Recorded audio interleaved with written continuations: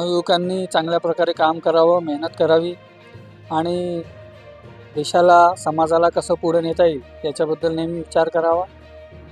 या देशाची एवढी मोठी लोकसंख्या आहे, तेवढाच मोठा यूथ या देशामध्ये आहे आणि जर हा यूथ चांगल्या मार्गी लागला तर या देशाला महासत्ता बनण्यापासून कोणी रोखू शकत नाही. त्यामुळे युवकांनी खूप चांगल्या प्रकारे काम केलं पाहिजे, एक दिशानिर्देशित केलं पाहिजे आणि त्यानुसार आपलं काम केलं तर हा देश लवकरात लवकरच खूप मोठी शक्ती म्हणून जगासमोर येणार आहे.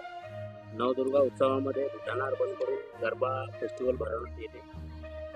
हा कितवा वर्ष आहे? हे 18वं वर्ष आहे गरबा उत्सवाचं आणि मोठ्या प्रमाणावर हा प्रतिसाद मिळतो आहे. मी सर्व भाविक भक्तांना आणि आपल्या दर्शकांना या गरबा महोत्सवाच्या आणि नवदुर्गा महोत्सवाच्या खूप खूप शुभेच्छा.